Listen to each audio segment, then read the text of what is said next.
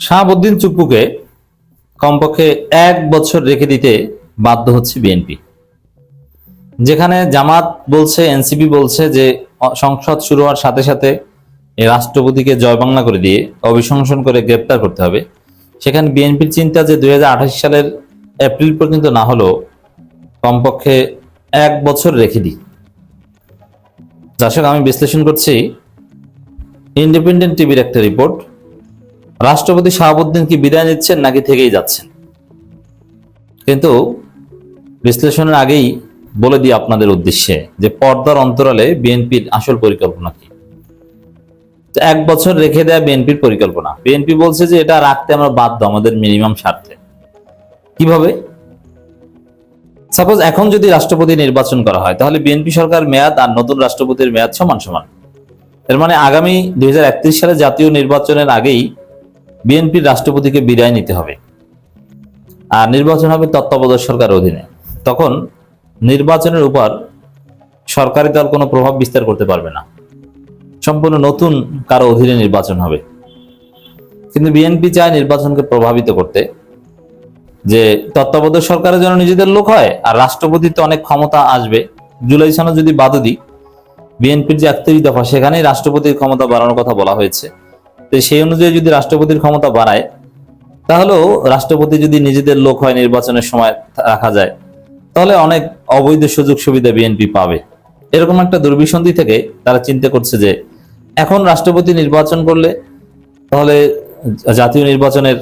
আগামী জাতীয় নির্বাচনের আগেই রাষ্ট্রপতিকে বিদায় নিতে হবে। তখন তো আমাদের লোক রাষ্ট্রপতি থাকলো না, আর তত্ত্বাবধায়ক সরকারের প্রধান উপদেষ্টা বা এগুলো কিভাবে হয় তাও তো আমরা বলতে পারছি না। তার চাইতে বরং চুপ্পুকে 1 বছর রেখে দিই। তাতে কি হবে? বিএনপি সরকারের চাইতে নতুন রাষ্ট্রপতির মেয়াদ হবে কমপক্ষে 1 বছর বেশি।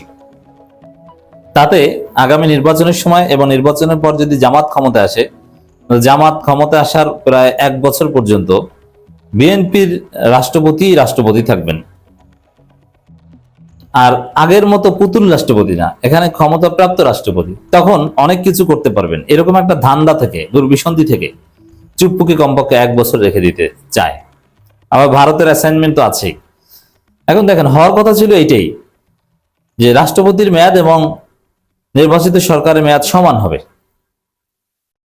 কিন্তু না। এই যে ঝামেলাটা বাজিয়েছেন, এটা মূলত ওই বিএনপি সরকার থেকে ঝামেলা শুরু হয়েছে। আর বিএনপি আবার রাষ্ট্রপতি ব্যবস্থার দিকে ফিরে যায় কিনা কে জানে। যদিও বিএনপির বিচ্যুতি এই রাষ্ট্রপতি ব্যবস্থা থেকে ফিরে যাওয়ার মধ্য দিয়ে হয়েছে, তবে রাষ্ট্রপতি ব্যবস্থায় ফিরে না গেলেও সেখানে অনেক বিষয় আছে। দেখেন, অনেকে বলেন যেহেতু জিয়াউর রহমানের সিস্টেম ছিল প্রেসিডেন্সিয়াল সিস্টেম, তাহলে তারেক রহমান এক পর্যায়ে রাষ্ট্রপতি হবেন, মহামান্য রাষ্ট্রপতি জনাব তারেক রহমান, এবং তার অনেক ক্ষমতা থাকবে, আর প্রধানমন্ত্রী দলের অন্য কাউকে বানাবেন। এরকম নানান ধান্দা বিএনপির আছে। মানে এক কথায় বিএনপির যত পরিকল্পনা সবকিছু হচ্ছে ফ্যাসিস্ট হয়ে ওঠার পরিকল্পনা। এবং এরকম কখনো প্রধানমন্ত্রী শাসিত, কখনো রাষ্ট্রপতি শাসিত, এরকম ধানাই ভানাই করে 2042 সাল পর্যন্ত ক্ষমতায় থাকার একটা পরিকল্পনা বিএনপির আছে, যেটা বিএনপির অভ্যন্তরে আলোচিত হয়েছে। এটাই মুখ ফসকে বলে দিয়েছেন জয়নুল আবেদিন ফারুক। এই জয়নুল আবেদিন ফারুক অনেক কিউট, পেটের মধ্যে কথা রাখতে পারেন না, বিএনপির অভ্যন্তরীণ গোপন কথা বলে দেন। বিএনপি যে না ভোটের পক্ষে থাকবে এটা সর্বপ্রথম বলেছেন জয়নুল আবেদিন ফারুক, যে আপনারা না ভোট দিবেন। ফারুককে কিন্তু কিছু বলা হয়নি, এবং শেষ পর্যন্ত বিএনপি না ভোটেই দিয়েছে। বিএনপির কেউ কেউ হা ভোট দিয়েছে হয়তো, কিন্তু ওভারঅল বিএনপি না ভোট দিয়েছে। বিএনপি না ভোটের পক্ষে ক্যাম্পেইন করেছিল। তো দর্শক,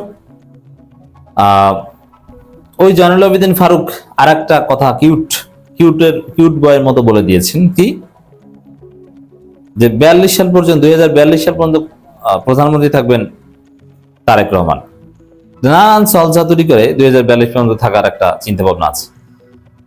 এখন কি মধু দেখেন, এখন থেকে 2042 সাল 16 বছর হয়, আর হাসিনাও 16 বছর টেকেছিল। এবার ওরা ধরে নিয়েছে যে 16 বছর টেকা যায় ফ্যাসিস্ট হয়ে, তার বেশি টেকা যায় না নাকি। এই জন্য 16 বছর, 17 বছর ঠিক না করে 16 বছর কেন, 15 বছর না 16 বছর, এবং 16 বছর টেকা যায়। কিন্তু 16তম বছরে বিদায় নিতে হয়, এই তো নাকি? এরকম একটা ধান্দা, এরকম একটা চিন্তা আছে। কিন্তু কিউটের ডিব্বা জয়নুল আবেদিন ফারুক প্রবাসীর স্ত্রীর পেটে বাচ্চা দেন, সেই ফোন আলাপ আপনারা শুনেছেন, তিনি বলে দিয়েছেন। তা রাষ্ট্রপতিকে নিয়ে বিএনপির পরিকল্পনা হচ্ছে এটা, যে আগামী নির্বাচনে রাষ্ট্রপতি বিএনপির থাকবে এবং জামাত ক্ষমতা আসলে তখনও 1 বছর থাকবে, তখন বিভিন্ন অনৈতিক সুবিধা নেওয়া যাবে অথবা ঘুরিয়ে ফিরিয়ে অঘটন ঘটানো যাবে। মানে সৎ চিন্তা নাই, ভালো কোনো চিন্তা নাই, চিন্তা হচ্ছে সব কাটা লাইনের। রাজনীতিটা ধান্দাবাজি কেন বুঝতে পারছেন? এই বিএনপির মতো অসৎ দলের কারণে। আপনি ইউরোপ আমেরিকা যান, সেখানে রাজনীতিতে একটা সততা আছে। গত 12 ফেব্রুয়ারি ত্রয়োদশ জাতীয় সংসদ নির্বাচনের পর থেকেই রাজনৈতিক অঙ্গনে সবচেয়ে আলোচিত বিষয় হলো রাষ্ট্রপতি মোহাম্মদ শাহাবুদ্দিন কি বিদায় নিচ্ছেন।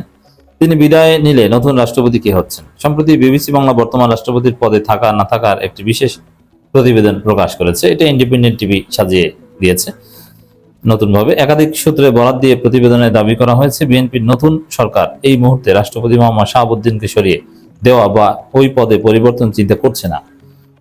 রাষ্ট্রপ্রধানের পদে পরিবর্তন প্রশ্নে সরকারের নীতি নির্ধারণী পর্যায়ে এখনো কোনো আলোচনা হয়নি। কেন আলোচনা হয়নি? ওই যে ধান্দা, 1 বছরের ধান্দা।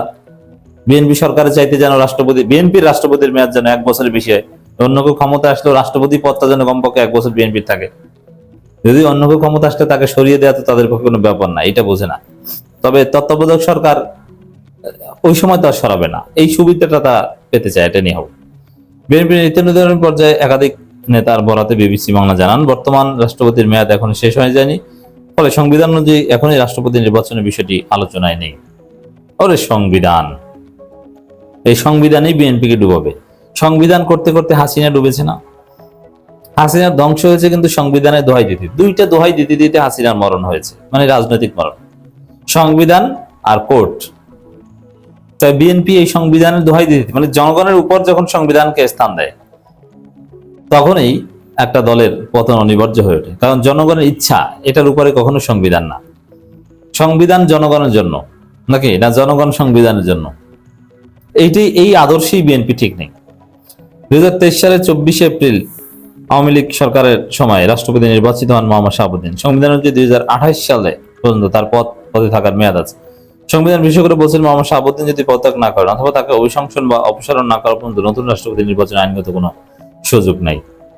রাষ্ট্রপতি নির্বাচনের প্রশ্নে বিএনপি সর্বোচ্চ পর্যায়ে এখনো কোনো আলোচনা হয়নি বলে জানিয়েছেন দলটির স্থায়ী কমিটির সদস্য স্বরাষ্ট্রমন্ত্রী সালাউদ্দিন আহমেদ। কেন হয়নি? ওই যে ধান্দা। 2024 সালে আগস্টে ছাত্র জনতার গণঅভ্যুত্থানের মুখে আওয়ামী লীগ সরকারের পতনের পর রাষ্ট্রপতি মোহাম্মদ শাহাবুদ্দিন পদত্যাগের দাবি ওঠে। সে সময় সংবিধান সমুন্নত রাখার কথা জানিয়ে এর বিপক্ষে অবস্থান নেয় বিএনপি। বিএনপি যুক্তি ছিল, রাষ্ট্রপতি সরিয়ে নেওয়া হলে দেশের সংবিধান ও আইন বহির্ভূত একটি অরাজক বা নৈরাজ্য পরিস্থিতি সৃষ্টি হবে। আর শেখ হাসিনা যে সংবিধান বহির্ভূত ভাবে চলে গিয়েছেন, তাতে অরাজক পরিস্থিতি তৈরি হয় নাই নাকি? ধান্দাবাজি কত প্রকার ও কি কি, রাজনীতি কতটা নোংরা দেখছেন বিএনপির আচরণ দেখে বোঝা যায়।